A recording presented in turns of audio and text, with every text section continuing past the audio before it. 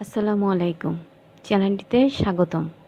গল্পটা পছন্দ হলে লাইক কমেন্ট দিয়ে পাশে থাকবেন যেন আমি উৎসাহ পাই, তাহলে আমি এরকম প্রতিদিন গল্প দিতে পারবো। এখানেই খামু না তোমার সরাইতখানাত যাইতে হইব? কথাটা রসিকতা ছিল। গ্রাম থেকেও হেমলতা খাওয়ার জন্য আলাদা রুম নির্বাচন করেছেন, সেটা হানিফের কাছে রসিকতাই বটে। হেমলতা প্রশ্নের জবাব সোজাসাপটা না দিয়ে বললেন, খেতে চাইলে খেতে আয়। পদ্মজা কিছুতেই খেতে আসলো না, কেমন জড়সড়ো হয়ে আছে। মনে হচ্ছে হানিফকে ভয় পাচ্ছে বা অবহেলা করছে।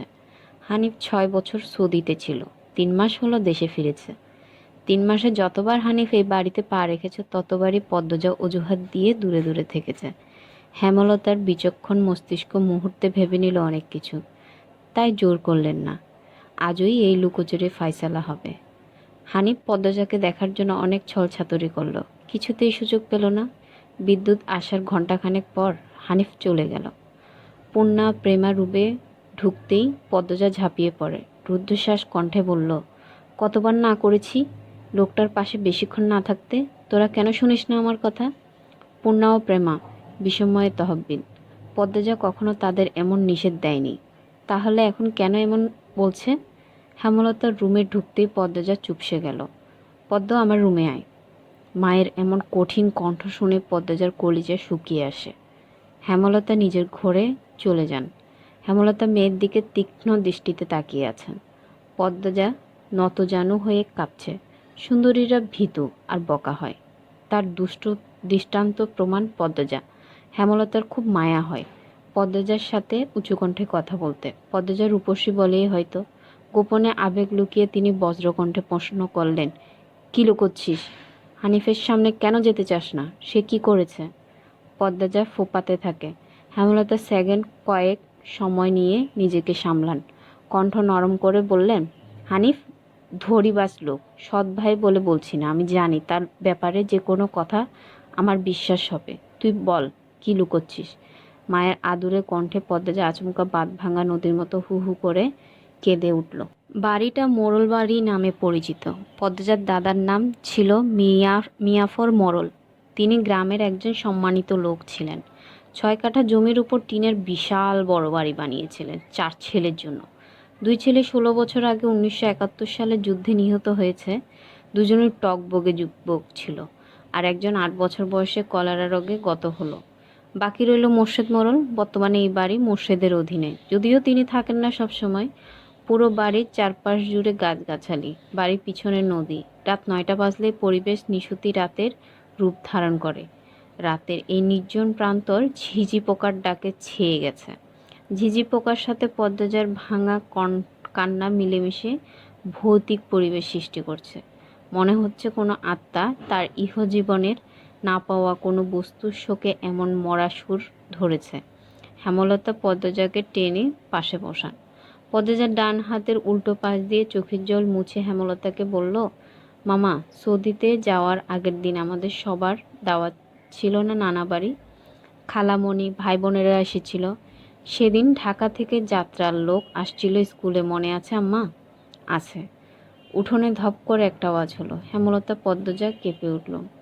পূর্ণা প্রেমা দরজায় কান পেতে রেখেছিল মা বোনের কথা শুনতে। হুট করে কিছু পড়ে যাওয়ার আওয়াজ হওয়াতে দুজনে ভয় পেয়ে যায়।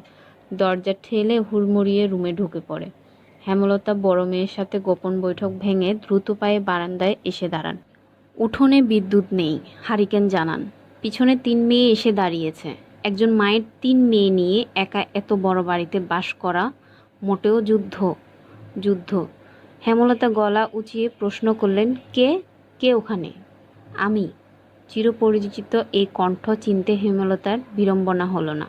তিনি ব্যস্ত পায়ে উঠোনে নেমে আসেন।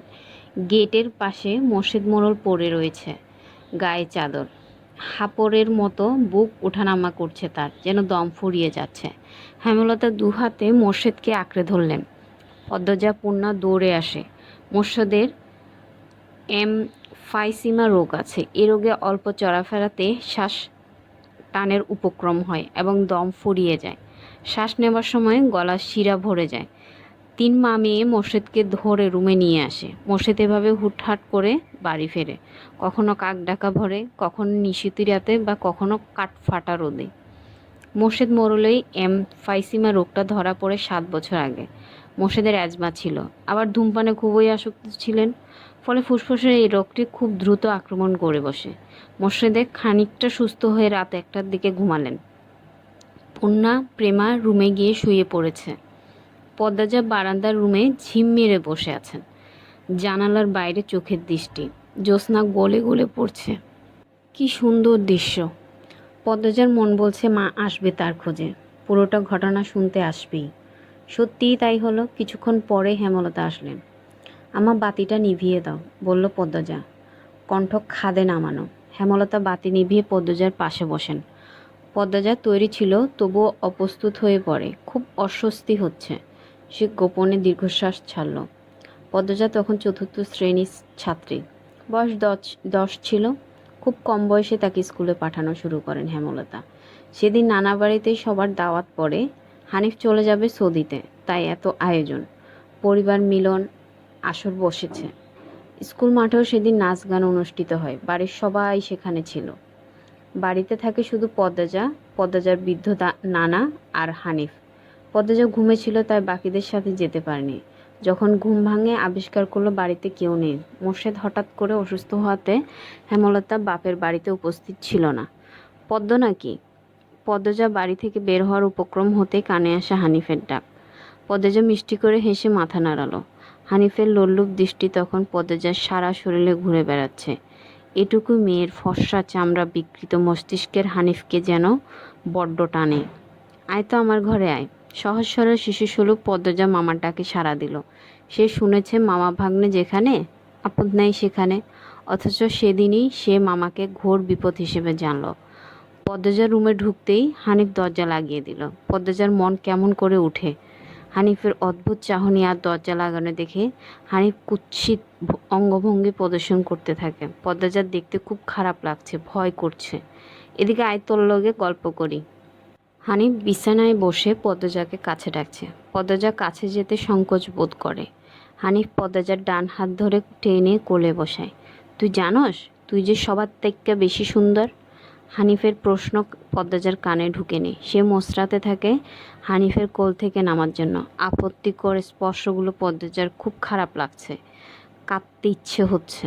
মোচড়াস কেন রে ছেড়ি, শান্তিমতো বইয়া থাক, মামা মেলা থাইক্কা সাজনের জিনিস কিন্না দিমু। হানিফ শক্ত করে দুহাত ধরে রেখেছে পদ্মজায়। পদ্মজা কিছুতেই নামতে পারছে না। মামা আমি চলে যাব, কাঁদো কাঁদো হয়ে বলল পদ্মজা। কই যাবি? মামার ধারে থাক, বলল হানিফ। হানিফের শক্তপোক্ত হাতের স্পর্শগুলো শুধু অস্বস্তি দিচ্ছে না, স্পর্শকাতর জায়গাগুলো ব্যথায় বিষিয়ে উঠেছে। পদ্মজা কেঁদে উঠে ভেজা কণ্ঠে বলল, বাড়ি যাব মামা, ব্যথা পাচ্ছি আমি। হানিফ হাতের বাঁধন নরম করে আদুরে গলায় বলল, আচ্ছা আর ব্যথা দিতাম না, কান্দিস না। পদ্মজা চট করে কোল থেকে নেমে পড়ে। হানিফকে তার আজরাইল মনে হচ্ছে। মায়ের কাছে সে আজরাইলের অনেক গল্প শুনেছে। আজরাইল যখন জান নিতে আসবে তখন শরীরে খুব কষ্ট অনুভব হয়। এই মুহূর্তে যেন ঠিক তেমনটাই অনুভূতি হলো। তাহলে তার হানিফ মামাই আজরাইল? পদ্মজা দরজা খুলতে পারবে না, তাই হানিফকে ভীত কণ্ঠে অনুরোধ করলো, মামা দরজা খুলে দাও। কেন? আমি তোরে যাইতে কইছি? হানিফ কর্কশ কণ্ঠের ধমকে পদ্মজা ভয়ে কেঁপে উঠল। তার চোখ বেয়ে জল পড়তে থাকে। হানিফ পদ্মজাকে জোর করে করে তুলে নেয়। পদ্মজা কাঁদছে, তার খুব ভয় লাগছে। বারবার বলছে, মামা আমি বাড়ি যাব। হানিফের তাতে বিন্দুমাত্র ভ্রুক্ষেপ নেই। বাড়িতে কেউ নেই। বৃদ্ধ সৎ বাবা কানে শুনে না। পদ্মজা হানিফকে কিল ঘুষি দিতে থাকে, সেই সাথে জোরে জোরে কান্না শুরু করে। এভাবে কাঁদলে পাশের বাড়ির যে কেউ চলে আসবে। হানিফের রক্ত টকবক করছে উত্তেজনায়। সে দ্রুত ওনা দিয়ে পদ্মজার মুখ হাত পা বেঁধে ফেলল। পদ্মজার দু চোখের পানি হানিফের চোখে লাগেনি। হানিফ ভীষণ আনন্দ পাচ্ছে, পৈশাচিক আনন্দ পাচ্ছে। সে সিগারেট জ্বালায়। খুব আনন্দ হলে তার সিগারেট টানতে ইচ্ছা হয়। সিগারেট টানতে গিয়ে মাথায় আসে নৃশংস ইচ্ছে। নাক মুখ দিয়ে ধোয়া উড়িয়ে সিগারেট 2 আঙ্গুলের মাঝে রেখে পদ্মজার বাম পায়ের তালুতে চাপ দিয়ে ধরে রাখে। পদ্মজা হাউমাউ করে কেঁদে উঠল। হেমলতা 2 হাতে শক্ত করে মেয়েকে বুকের সাথে জড়িয়ে ধরেন। পদ্মজা কাঁদতে কাঁদতে বলল, আম্মা, তখন আমার খুব কষ্ট হচ্ছিল, আমার দমটা বেরিয়ে যাচ্ছে মনে হচ্ছিল। আমি তখন তোমাকে খুব ডাকছি আম্মা, তুমি আসোনি। পদ্মজার কথাগুলো হেমলতার বুক রক্তাক্ত করে দেয়। এ যেন 1971 সালের পাকিস্তানিদের নৃশংসতা। নিজের চোখে তিনি দেখেছেন পাকিস্তানি নিষ্ঠুরতা।